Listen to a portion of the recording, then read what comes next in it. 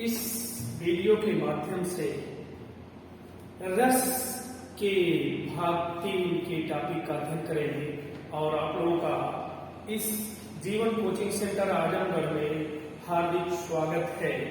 हम लोग मित्रों, ये रस का इसके पहले मैं आपको 2 भाग दिया था जिसमें आपने पढ़ा था, और आज मैं रस का तीसरा भाग लेकर के आपके सामने उपस्थित हूँ। तो आप रस को रस के तरीके से पढ़िए और देखिए, आपकी समझ में बहुत अच्छे तरीके से आएगा।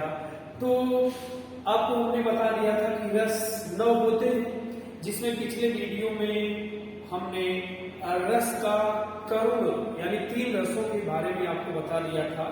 श्रृंगार, हास्य, करुण 3 रस ये आपने पढ़ लिया था। आज चौथा रस रौद्र रस आप देखेंगे, चौथा है रौद्र रस। अब पहले आपको हमने कहा था इसके अस्थाई भाव के ऊपर क्वेश्चन आ जाता है। तो रौद्र रस का स्थायी भाव जो है ये है क्रोध, स्थायी भाव क्रोध। अब आप देखें कि रौद्र रस का स्थायी भाव क्रोध हो गया। तो अब आप ये जानिए कि जहां पर क्रोध से संबंधित वर्णन होता है तो वहां पर रौद्र रस होता है, यानी विरोधी द्वारा किसी मनुष्य, देश, समाज, गुरु, धर्म का अपकार करने से उसके बदले में जो एक प्रतिशोध का भाव उत्पन्न होता है, क्रोध का भाव उत्पन्न होता है, तो वहां पर रौद्र रस होता है। जैसे ये उदाहरण है, जो राउर अनुशासन पाऊं, जो राउर अनुशासन पाऊं, कंदुक यू ब्रह्मांड उठाऊं, कंदुक यू ब्रह्मांड उठाऊं, ब्रह्मांड उठाऊं। उसके आगे है, कांचे घट जिम डारी खोरी, कांचे घट जिम डारी खोरी, कांचे घट जिम डारी खोरी, सकौ मेरु मूले इव तोरी, मेरु मूले इव तोरी। तो ऐसे उदाहरण दे देता है, कहता है बताइए कौन सा रस है। तो यहाँ पर ये देखिए रौद्र रस हो रहा है। कैसे हो रहा है? ये रामचरितमानस की चौपाई है। ये उस समय का वर्णन है जब लक्ष्मण जी क्रोध आवेशित होकर के भगवान राम से कह रहे हैं कि जो रावण अनुशासन पाऊं, यानी जब धनुष को उठाने में सारे राजा महाराजा हार मान गए और लक्ष्मण जी ने देखा तो उन्हें ये धनुष कुछ भी नहीं लगा, जो शिव का धनुष था। तब वो क्रोधित होकर के अपने बड़े भाई राम जी से कह रहे हैं कि जो रावण अनुशासन पाऊं। रावण ने सोचा है आपका कि हे भैया, अगर हमें आपका आदेश मिले, कंदुक में सोता है गेंद, तो धनुष को कौन कहे, गेंद की तरीके से इस पूरे ब्रह्मांड को मैं उठा लूं। कांचे घट जिम डारी खोरी, जैसे कच्चा घड़ा होता है मिट्टी का, उसको तोड़ने में जरा सा भी परिश्रम नहीं करना पड़ता है, थोड़ा सा भी लोगों को लगता है टूट जाता है। तो मैं इस पूरे ब्रह्मांड को कच्चे घड़े की तरह से तोड़ सकता हूँ। शकौ मेरु मूले इव तोरी, इसका जो मूल दंड है उसको भी मैं जड़ से, यानी ब्रह्मांड का जो मूल दंड है उसको भी मैं जड़ से समाप्त कर सकता हूँ। तो यहाँ पर क्या हो गया? रौद्र रस हो गया, यानी क्रोध है। लक्ष्मण जी क्रोधित होकर के ये बात कह रहे हैं, इसीलिए रौद्र रस है। अगला उदाहरण, दूसरा उदाहरण है माखे लखन। माखे ये कहीं कहीं आपको मिलेगा भाषे, लखन कुटिल भई भावे, भाषे लखन कुटिल भई भावे। रदपुट फारकत नयन रिसौहे, रदपुट फारकत नयन रिसौहे। ये भी रामचरितमानस की चौपाई है। यहाँ देखिए कैसे रौद्रस हो रहा है। यहाँ पर लिखा है माघे लखन कुटिल भई भावे। लक्ष्मण जी जब क्रोधित होकर के बोल रहे हैं तो ऐसी स्थिति में हो क्या रहा है, उनकी भावनाएं टेढ़ी हो जा रही है।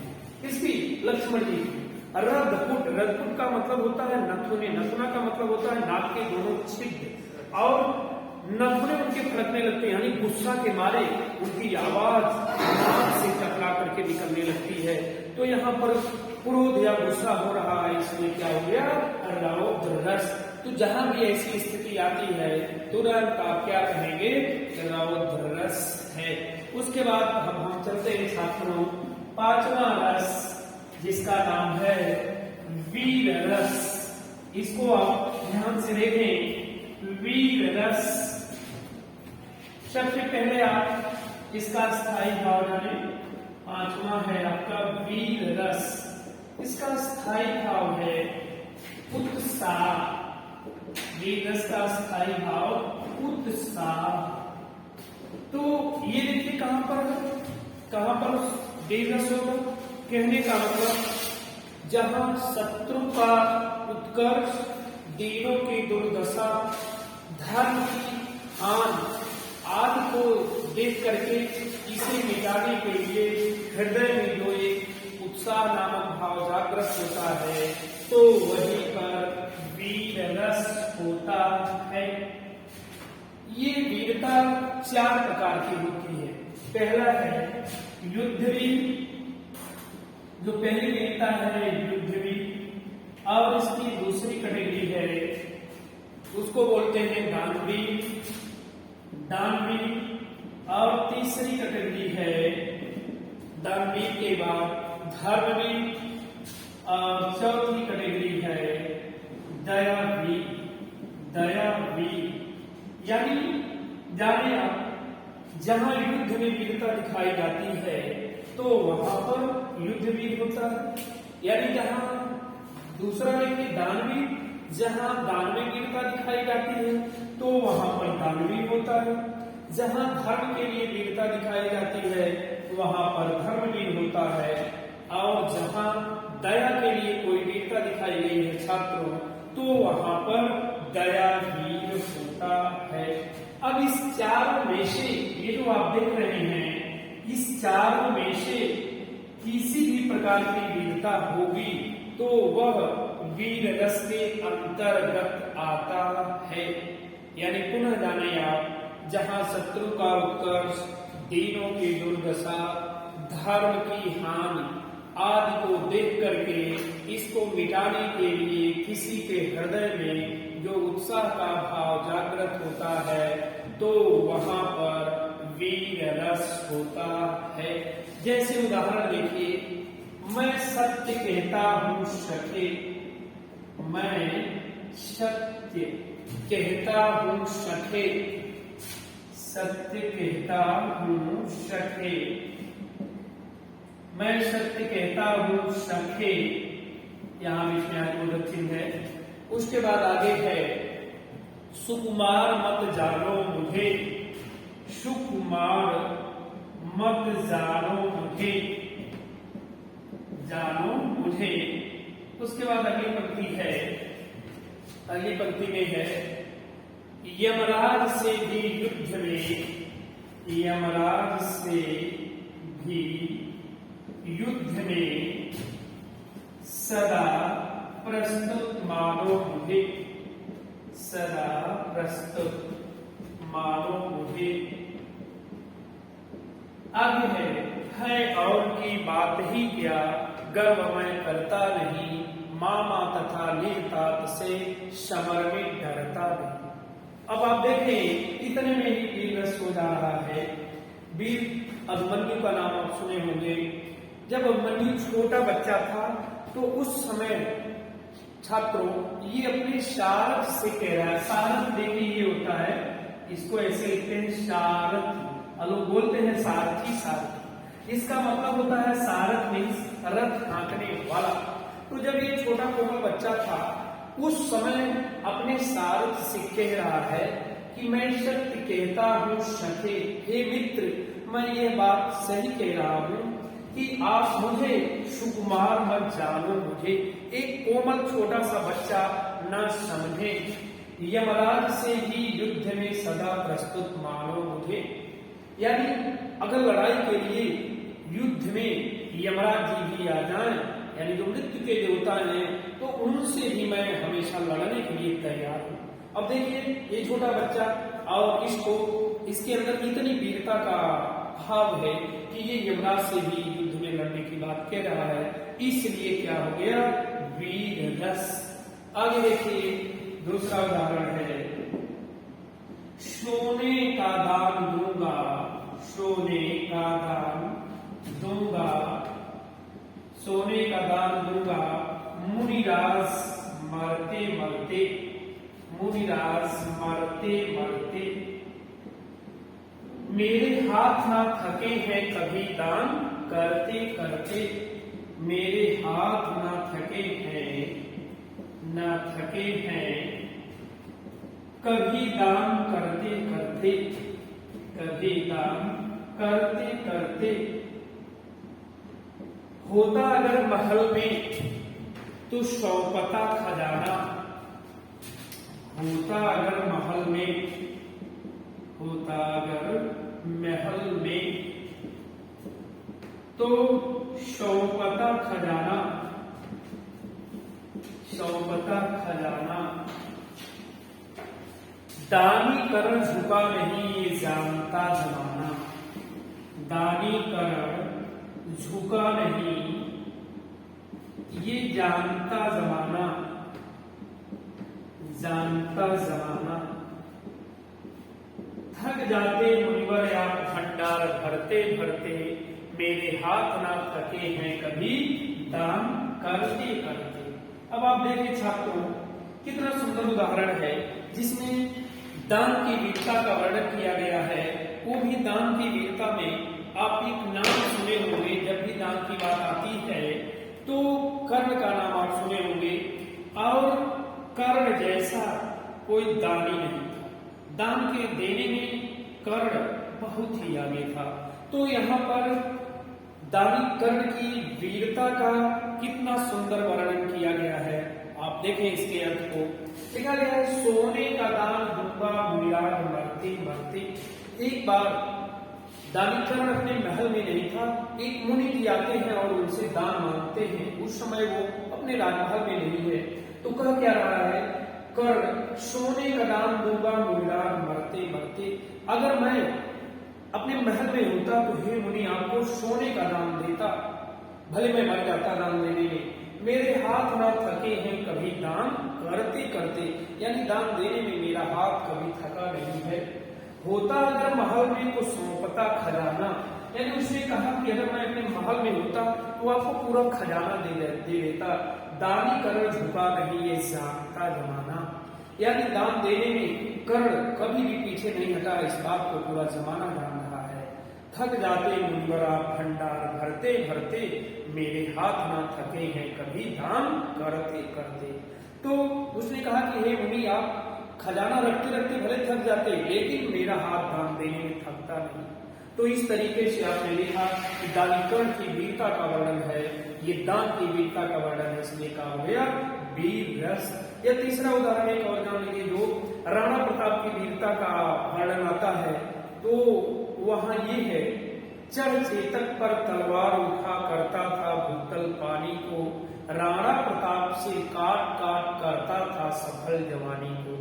ये आ जाता है तो क्या है आपका वीर रस। इसी प्रकार से आप देखेंगे कि वीर रस का बहुत ढेर सारे उदाहरण आप जानते हैं।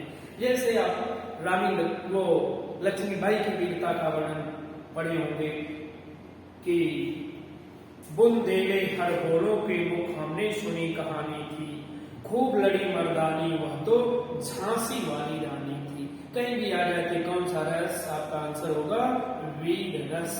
अब हम चलते हैं अगले रस की तरफ जिसका नाम है भयानक रस। छात्रों आप गौर से देखिएगा, अभी अभी कंपटीशन में ये क्वेश्चन आया था, भयानक रस।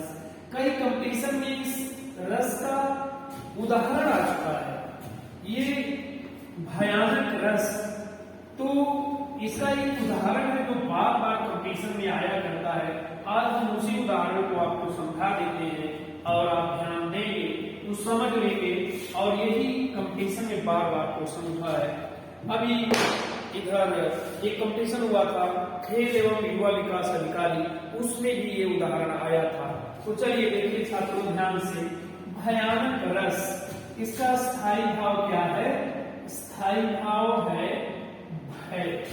जैसे छात्रों इस समय जिस कड़ी से आप गुजर रहे हैं, जैसे आप वो कोरोना का नाम सुनते हैं तो आपके अंदर क्या हो जाता है? भय, यह डर सा आ जा रहा है। उसी प्रकार से देखिए, जहां भय से संबंधित वर्णन होगा, यानी किसी भयंकर घटना, भयानक दृश्य या हिंसक पशु को देख करके मन में जो एक भय का भाव उत्पन्न हो जाता है, तो वहां पर भयानक रस होता है।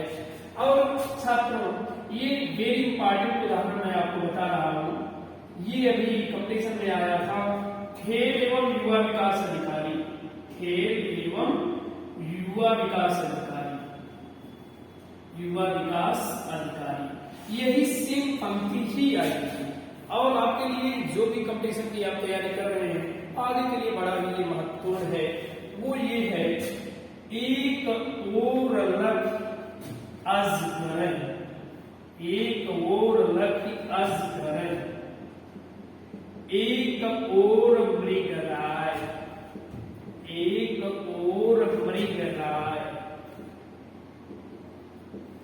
विकल बटोही बीच ही, विकल बटोही बीच ही,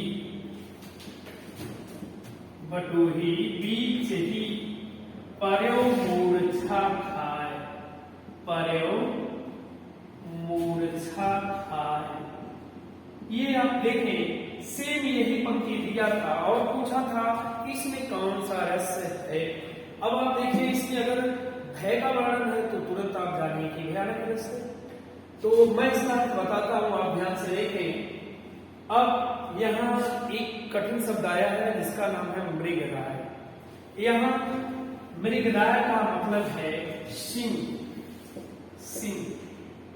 तो लिखा है एक और लख अजगरन, एक पथिक है, राहगीर है, जो जंगल के रास्ते से जा रहा होता है और बीच से रास्ता है, क्यों जा रहा है? ये बीच से रास्ता है और दोनों तरफ इधर भी जंगल, इधर भी जंगल, दोनों तरफ जंगल है, उसके जाने के लिए बीच से रास्ता है। ऐसी कंडीशन में जब वो आगे बढ़ता है तो सामने उसको अजगर जैसे सर्पों का झुंड दिखाई देता है। उसके बाद जब वो पीछे मुड़ के देखता है, एक और मृगराय, तो पीछे सिंहों का भयंकर झुंड दिखाई देता है। विकल बटोही बीच ही पर्यो मूर्छा खाए। ऐसी कंडीशन में वो राहगीर बीच में ही मूर्छित हो जाता है भय के कारण, और मूर्छित होकर के गिर जाता है। इसलिए यहाँ पर क्या हो गया? भयानक रस, यानी भय हुआ, डर हुआ, इसीलिए भयानक रस। एक उदाहरण और मैं देता हूं, ध्यान से आप देखें और समझें कि यहाँ कैसे हो रहा है। दूसरा उदाहरण है भयानक का, बालधी विशाल विकराल, बालधी विशाल, बालधी विशाल विकराल, विकराल ज्वाल जाल मानो, ज्वाल जाल मानो, बालधी विशाल विकराल ज्वाल जाल मानो, लंक लीलिवे को काल रसना पसारी है, लंक लीलिवे को काल, लीलिवे को काल रसना पसारी है, रसना पसारी है। छात्रों ध्यान दें, यहाँ लिखा है रसना, रसना मीन्स होता है जीभ या जिह्वा। रसना का मतलब है जीभ, इसको आप क्या कहते हैं, जिह्वा। एक और कठिन शब्द है, इसको देखें आप, लिखा है बालधी। बालधी का मतलब होता है पूंछ। बालधी मीन्स छात्रों पूंछ। और देखिए बालधी विशाल विकराल ज्वाल जाल मानव, यानी जब हनुमान जी की पूंछ में राक्षसों ने आग लगा दिया तो हनुमान जी की विशाल पूंछ से आग की चिंगारियां निकलने लगी। जब वो पूंछ जल रही थी तो अपनी पूंछ को ये हिला रही थी, तो उसमें से आग की चिंगारियां खड़ रही थी। अब उन आग की चिंगारियों को देख करके ऐसा लग रहा था कि मानो लंका को निगल जाने के लिए काल ने अपने मुख को फैला दिया है और अब वो लंका को निगल जाएगा। ये कैसा है, भयानक दृश्य है, इसलिए क्या हो गया, भयानक रस। तो जहां भी छात्रों में ऐसी स्थिति आए तुरंत आप कहेंगे क्या, भयानक रस। और ये पहला वाला जो उदाहरण मैंने दिया है इसको आप ध्यान में रखेंगे, ये उदाहरण टेट में भी आ चुका है और खेल एवं युवा विकास अधिकारी में भी आ चुका है। आगे के कंपटीशन के लिए बड़ा ही महत्वपूर्ण ये उदाहरण है। उसके बाद अब आप चलते हैं अगले रस की तरफ, जिसका नाम है, सातवां रस है बीभत्स रस। कौन सा है, बीभत्स रस। बीभत्स रस, इसको आप देखें, बीभत्स, सबसे पहले आप इसका स्थायी भाव जाने। बीभत्स रस का स्थायी भाव होता है जुगुप्सा। जुगुप्सा, जुगुप्सा का मतलब होता है घृणा। घृणा। अब ये देखिए ऐसा रस है, अगर उदाहरण को आप ध्यान से पढ़ें तो उदाहरण को ध्यान से पढ़ने के बाद अपने आप क्लियर हो जाता है कि हाँ इसमें घृणा हो रही है। तो देखिए इसकी परिभाषा, जहां पर किसी घृणित दृश्य को देख करके मन में जब घृणा का भाव उत्पन्न हो जाता है तो वहां पर बीभत्स रस होता है। उदाहरण लिखिए, घर में लाशें, घर में लाशें, बाहर लाशें, घर में लाशें, बाहर लाशें, सड़ती लाशें, सड़ती लाशें, नुचती लाशें, नुचती लाशें, दुर्गंध घोंटती है सांसें, दुर्गंध घोंटती है सांसें,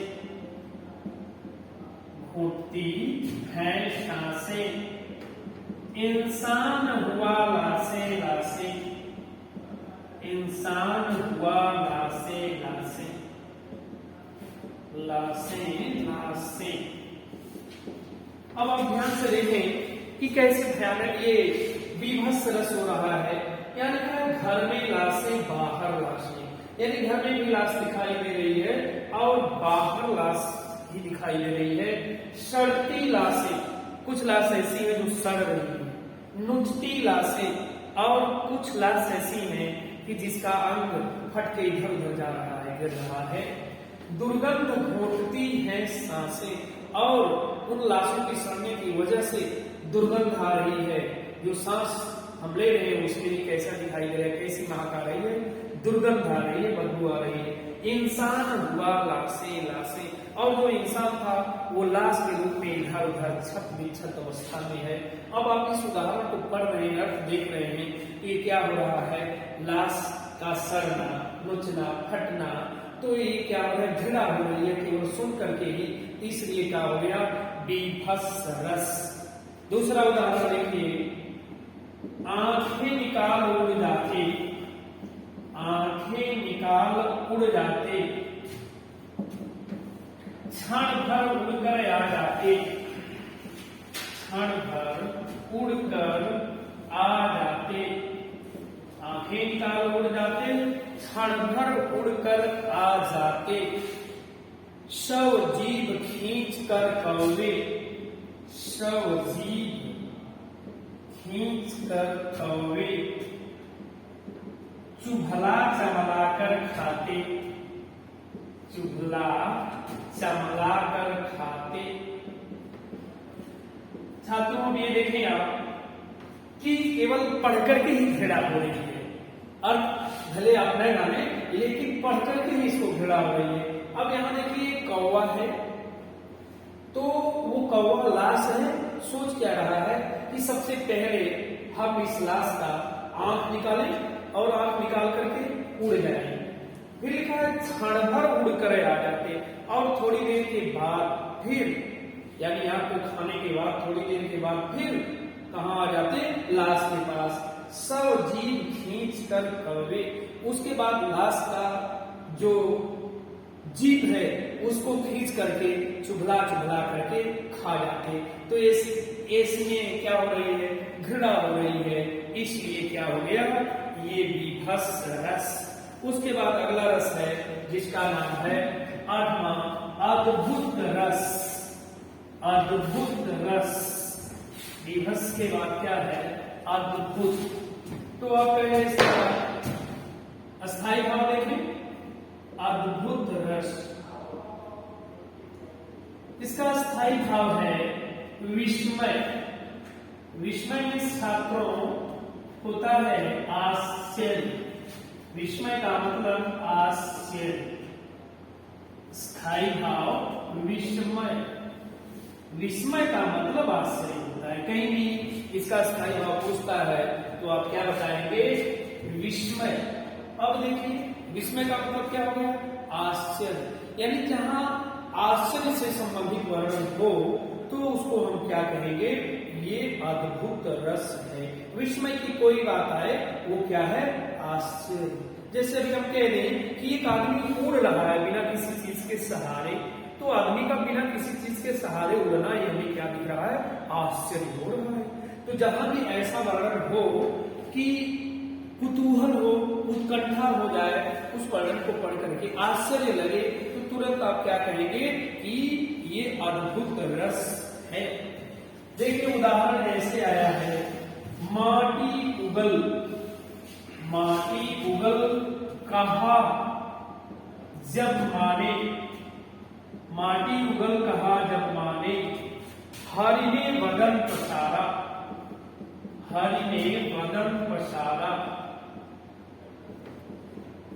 चकित थकित हो गई यशोदा। चकित थकित हो गई यशोदा, चकित थकित हो गई यशोदा, जब मुख बीच निहारा। जब मुख बीच निहारा। छात्र ये देखें आप, ये उदाहरण है, ऐसे उदाहरण दे करके कहता है कि बताइए इसमें कौन सा रस। तो आप इसके अर्थ को सबसे पहले जानना चाहो, इसका निकलेगा कि कौन सा रस बन रहा है।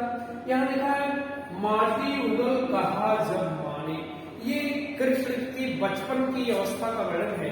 जब छोटे थे कृष्ण जी, तो उस समय माँ यशोदा ने कहा कि आप मिट्टी खा रहे हो, मुंह खोलो।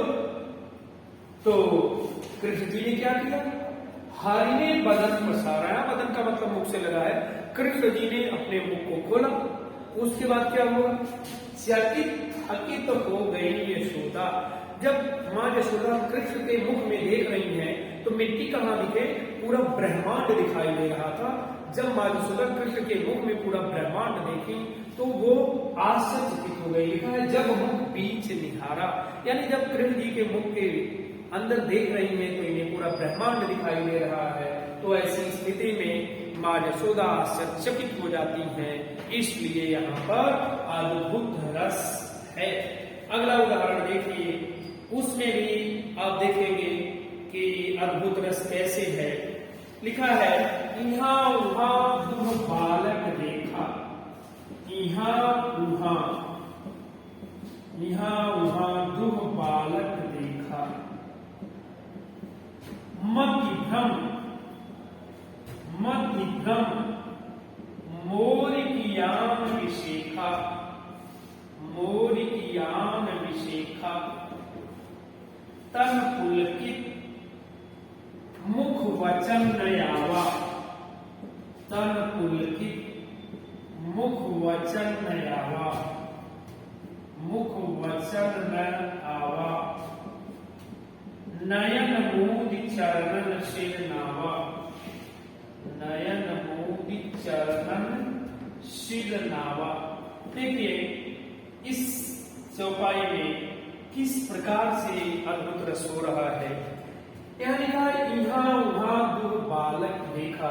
जैसे ये उदाहरण आपने देखा कृष्ण के बचपन की घटना थी, ये उदाहरण राम के बचपन की घटना है जिसको तुलसीदास जी ने इन शब्दों में लिखा है, यहाँ वहां दो बालक देखा। माँ कौशल्या राम जब छोटे थे तो उनको घर के अंदर पालने में रख के अपने घर से बाहर निकल रही हैं, तो सेम राम के ही रूप का दूसरा बालक बाहर देखती है। अब वो आश्चर्य में पड़ जाती कि कोई फर्क नहीं। यहाँ तक कि आप देखते हैं उनके समाज में कि दो जुड़वा बच्चे हैं, ट्विंस, तो जुड़वा बच्चे हैं उनमें भी कुछ न कुछ भिन्नता अवश्य होती है, एक जैसे नहीं होते हैं। लेकिन माँ कौशल्या राम को अंदर पलने में रख के जैसे ही अपने घर के बाहर आती हैं, सेम उसी राम के रूप के आकार का दूसरा बालक देख रहे हैं। कोई फर्क नहीं, कोई अंतर नहीं। इसके बाद इनकी बुद्धि क्या हो जाती है, मति भ्रम मोर की आन विशेखा। आश्चर्य की वजह से इनकी बुद्धि भ्रमित हो जाती है माँ कौशल्या की। फिर क्या हुआ, तन पुलकित मुख बचन नया हुआ। आश्चर्य में पड़ जाती हैं और इनका शरीर कुछ समय के लिए पुलकित हो जाता है और आश्चर्यचकित होने की वजह से मुख से कोई बात नहीं निकल पा रही है। नयन मूल चरणन शिर नावा, और नेत्रों को बंद करके प्रभु राम के पैरों पर पड़ जाती है, कहती है प्रभु आप धन्य हैं। तो यहाँ आश्चर्य की बात है, इसलिए क्या हो गया, अद्भुत रस, इसका स्थायी भाव विस्मय। और अब हम चलते हैं अंतिम रस जिसका नाम है शांत रस। नौवा जिसको शांत रस नाम दिया गया है। शांत रस का स्थायी भाव छात्रों निर्वेद है। निर्वेद, ये देखिए आप, नौवा है आपका शांत रस। शांत रस का स्थायी भाव है, स्थायी भाव निर्वेद। निर्वेद, अब आप पहले जाने कि निर्वेद क्या चीज है। निर्वेद, निर्वेद का मतलब ही होता है कि वेदना रहित हो जाना। निर्वेद मीन्स आप इसको ये भी कह लेते हैं क्या, वैराग्य। वैराग्य, इसका शाब्दिक अर्थ हो गया वेदना रहित हो जाना। वेदना मीन्स पीड़ा, वेदना रहित हो जाना। अब देखिए ये कहां होगा, कहने का मतलब जहां पर संसार की नश्वरता को देख करके, ये संसार क्या है, नश्वर है, क्षणभंगुर है, तो संसार की नश्वरता को देख करके मन में वैराग्य का भाव उत्पन्न हो जाता है और ईश्वर से यानी भगवान से प्रेम उत्पन्न हो जाता है, तो वहां पर शांत रस होता है। यानी इस स्थिति में न सुख है न दुख है, बल्कि आदमी क्या महसूस करता है, ईश्वर से प्रेम, यानी वो क्षण उसके लिए क्या होता है, सुख के ही पल होते हैं। तो जहां ऐसी कंडीशन हो जाए तुरंत आप जानिए कि शांत रस है। जैसे आप समाज में सुने होंगे कि अरे वो तो अपना घर बार छोड़ करके क्या हो गए, वैरागी हो गए, जिन्हें अपने ये सांसारिक चीजों से कोई लेना देना नहीं है। तो वहां पर क्या हो गया, निर्वेद। निर्वेद का मतलब वेदना रहित हो जाना। उदाहरण देखें कि कहाँ ऐसी स्थिति आई है कि जिसको हम कहेंगे क्या, निर्वेद है। मन रे तन कागज का पुतला। मन रे तन कागज का पुतला, कागज का पुतला। उसके बाद आगे है मन रे तन कागज का पुतला, लागे बूंदी बिनस जाय छीन में। लागे बूंदी विनस जाय क्षण में, विनस जाय क्षण में। गर्भ करे क्या इतना, गर्भ करे क्या इतना। अब देखिए छात्रों कैसे यहां पर हो रहा है, यानी यहां पर कहा जा रहा है मन रे तन कागज का पुतला। हे मनुष्यों, जो तुम सुंदर शरीर को पा करके घमंड करते हो, वो क्या है, कागज का पुतला। कागज के पुतले के समान है। जैसे आप कागज को देखते हैं, जरा सा उसके ऊपर पानी की बूंदें पड़ जाता है तो वो कागज क्या होता है, गलने लगता है। तो कागज गलने लगता है, तो शरीर को भी यहाँ क्या बताया जा रहा है, कागज के उस पुतले के समान है। लागे बूंदी बिनस जाए क्षण में, यानी पानी की बूंदें इस कागज रूपी शरीर पर जब लगेगी तो वो क्षण में क्या होगा, विनस का मतलब नष्ट हो जाएगा। गर्व करे क्या इतना, इसलिए हे मनुष्यों सुंदर शरीर को पा करके कभी भी घमंड नहीं करना चाहिए। छात्रों आप देखेंगे कबीर दास जी जो दोहों को लिखे हैं उसमें आप देखेंगे अधिकतर दोहों में उनके शांत रस का प्रयोग हुआ है। दूसरा उदाहरण देखिए, मन पछतय है अवसर बीते। छात्रों आपके ऊपर भी लागू होता है, ध्यान से इसको समझे। मन पछतय है अवसर बीते, अवसर बीते, मन पछतय है अवसर बीते। उसके बाद अगली लाइन है, दुर्लभ देह पाई हरि पद भज, दुर्लभ देह पाई, देह पाई हरि पद भज, हरि पद भज। कर्म वचन अरु हीते, कर्म वचन अरु हीते। हीते में छात्रों जाने आप, हीते में होता है हृदय से, हृदय से। अब देखिए यहां पर कैसे शांत रस हो रहा है, यहां पर कहा जा रहा है मन पछतय है अवसर बीते, यानी अवसर के समाप्त हो जाने के बाद पश्चाताप करना व्यर्थ या बेकार है। कैसे, हे मनुष्यों दुर्लभ देह में से शरीर, ये जो मनुष्य के घर शरीर, मनुष्य के घर जन्म मिलता है, लाखों करोड़ों योनियों में भटकने के बाद तब जाकर के मनुष्य के घर जन्म मिलता है। तो दुर्लभ देह पाई, ये जो शरीर मनुष्य रूपी शरीर प्राप्त हुआ है बड़ी कठिनाई के साथ प्राप्त हुआ है। इसलिए हरि पद भज, भगवान के कमल रूपी पैरों का भजन करो। कैसे, कर्म वचन अरु हीते, कर्म से, वाणी से और हृदय से भगवान के चरण कमलों का भजन करो।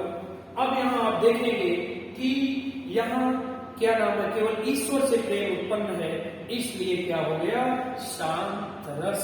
जहां भी ऐसी स्थिति आए तुरंत आप जानेंगे ये क्या है, शांत रस।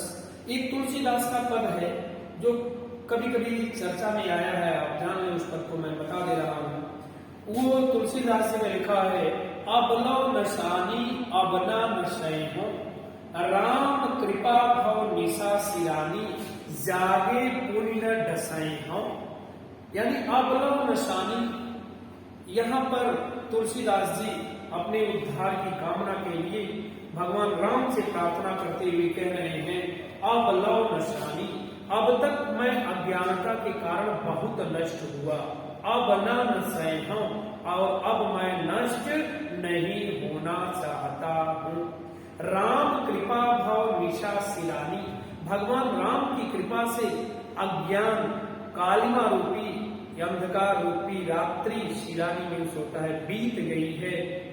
जागे पुण्य न डसय हूं और अब मैं जग गया हूं, कोई मुझे नष्ट करना चाहे तो नष्ट नहीं कर सकता।